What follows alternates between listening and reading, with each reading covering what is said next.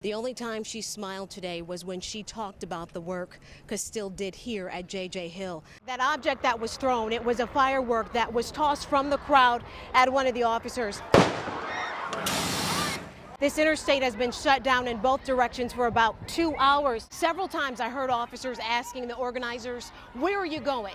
They told the officers, "We're heading to Falcon Heights." As many of you know, that's the location where Philando Castile was shot and killed. Prince could have lived anywhere, but he didn't let the lights of Hollywood lure him from Minneapolis. I did hear one witness tell an officer on scene that she heard multiple shots, and she told that officer she ducked for cover. To give you some perspective, I am standing on the seat of a park bench. The water is at my ankle and it's rising rapidly. Tell you, all the streets around this area are blocked. It was even tough for our crew to get here to the staging center. Reporter Adrienne Broaddus from our affiliate KARE 11 on the scene. Here in Chanhassen, Minnesota, the crowd continues to grow outside of Paisley Park.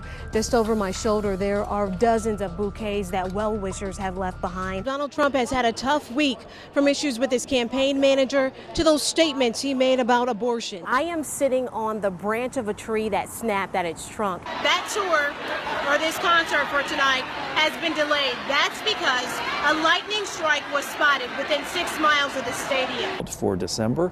Liking that. It's so nice. Yes, thank you, Pat. It's also a great time for folks who are rusty to brush up on their skills a little. Carla, Summit Avenue opened about 4 minutes ago, and soon as police reopened this stretch of Summit Avenue to traffic, protesters took over this section of Summit, blocking cars. And we've seen this throughout the day. After those 20 people were arrested earlier today, 15 of them were cited and released, including that gentleman right there who's back out here protesting. He's wearing that white shirt with the message "Truth" on the back. At this hour, 10 people have been booked and they're sitting in jail, and others are being processed.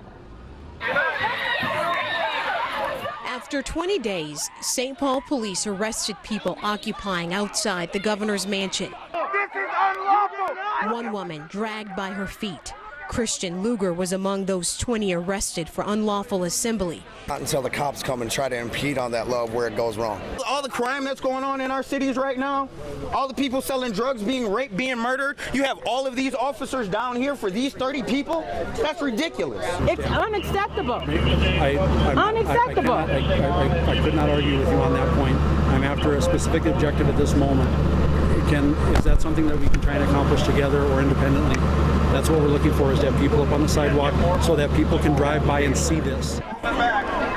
Mayor Coleman called some occupiers, like this teen who lunged at police, defiant and dangerous. As others treated his burning eyes and lungs with milk, the outrage continued. The group has been here demanding justice following the shooting death of Philando Castile. We're not moving all our stuff. We're keeping our necessary supplies. In the end, the attempt to reopen Summit Avenue failed.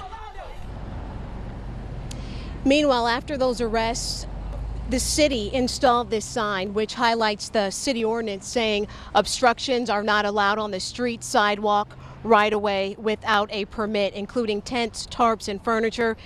Granted, there are some misspelled words on this sign, but the intent is very clear. St. Paul police said when they moved in at 7 a.m. this morning, they told the protesters that they needed to clear the sidewalk and the street. They also told demonstrators it's okay to demonstrate, but you cannot block traffic here on Summit Avenue. I'm gonna stop a car. One traffic stop. I'm gonna check IDs. I have reason to pull it over. Multiple lives changed. The 2 occupants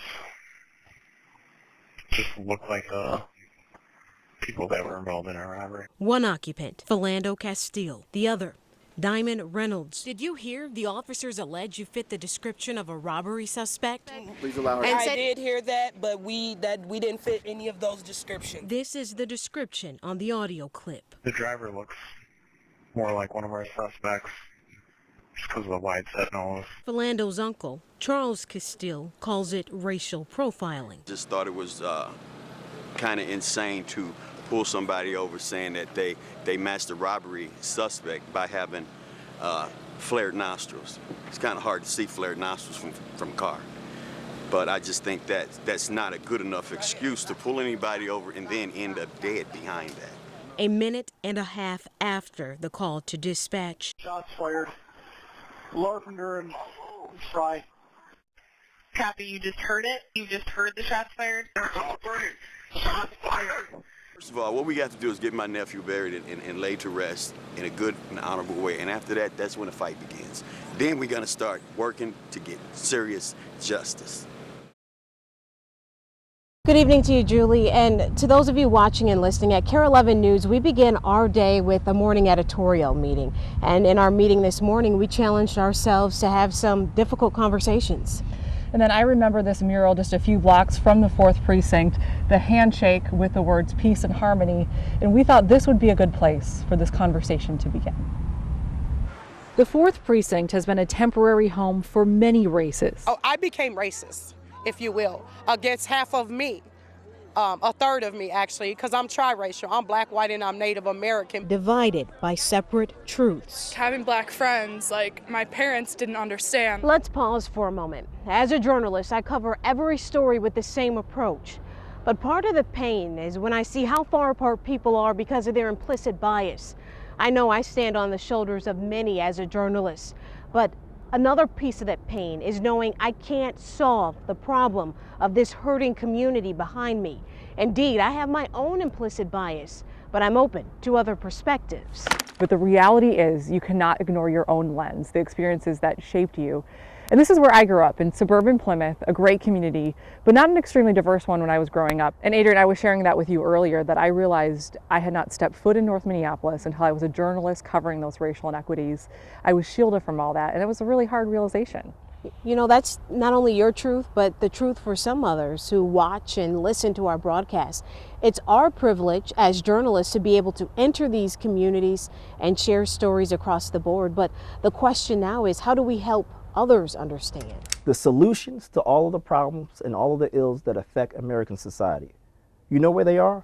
In a book. They're on the shelves. Absolutely right. They're on the stacks. This is Keith Mays. Born and raised in Harlem. Associate Professor of African American and African Studies at the U of M. He's diagnosed our society with historical amnesia. So things have changed, but things have not changed. Whites don't have to really interact with African Americans or people of color at all, because if they can work downtown, you may see some on the streets, you may see a whole lot of folk of color on Nicollet Mall, but then you go back home. Where is home? Home could be Minneapolis, but also home is the suburbs. So you are not forced to really deal with the issues. You can be indifferent. The danger of indifference is ignorance. So are you saying if we don't change the hearts of people, there's really nothing we can do? You have to not only change hearts, but you have to change minds. That's why Mays focuses on empathy as light in the darkness. But stresses racial fault lines don't run just through North Minneapolis. They run deep within all of us. We're all the same person, like God made us equally. And we all bleed the same color blood. And with our non-traditional story, we only scratched the surface today. And Lindsay was saying earlier, and we talked about this, it's sort of a reporter's notebook, some of the conversations we've had with people that don't make air, but those folks were very brave going on camera, sharing their truths with us. Okay to use either arm for blood pressure? Throughout life, we all wait for someone or something. Sometimes it's rather quick, sometimes it's not quite so quick. So Tom Meeks is waiting for an update on the condition of his new heart. And I'm just excited to feel it beat again. Casey Heisler waits to hear the rhythm of that heart again. It was a Sunday. The phone call came at 4 a.m. Do you have the right guy? Like, are you sure it's Matt? Her brother Matt was a student at the University of North Dakota. In March, a house fire ended his life. Matt was 21. He was very tender. From a little boy, he was always he had a huge heart. Good to see you. Nice to see you, Doc. And Tom, he now lives with that same heart. You look awesome. I'm telling you, I feel awesome. When you get your license, you check that box, and you think it's just a small thing. At 16, Matt signed up to be an organ donor. There was no alternative for me except a transplant. Because of Tom's age and other health concerns, 5 different hospitals refused to consider him for a heart transplant. But the Mayo Clinic gave Tom a lifeline, putting him on a waiting list for a new heart. I am tickled that I'm doing as well as I am. That's Tom, 2 days after he received that lifeline, thanks to Matt. Proud of Matt. Really proud of Matt. The heart that I grew up with and like felt in all of my hugs when I hugged him, that it's still out there somewhere. The day is finally here. Long awaited, by the way. Long awaited. Pretty excited about this. Obviously, in my case, they're always going to carry a very, very warm spot in my heart. 8 months after Matt died, Matthew's dad, Jared, his mom, Cheryl, and younger sister, Casey, embraced the heart they love. Oh, wow. Hi. You must be Casey. Cheryl. The waiting Nice to meet you. is finally over. One more, Jared. Hey, hello, man. I woke up this morning and told So nice to meet you. Matt that Mom and Dad's coming today. This is his graduation picture. Both families shared memories. Is this you? And created new ones. Add friend. Because of Matt, Oh, what a good picture. Tom gets more time with his wife, Ann, and their 4 grandchildren. Would you like to listen to your brother's heart? And the Heislers get to hear from Matt again. A sister who only wanted to feel her brother's heart now gets to hear it.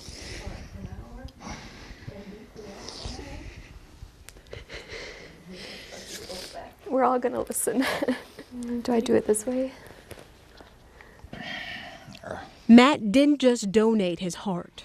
His generosity helped 60 people. A 46-year-old woman received one of Matt's kidneys. The other went to a 56-year-old woman. The life of a 61-year-old man was saved by Matt's gift of a liver. Thank you.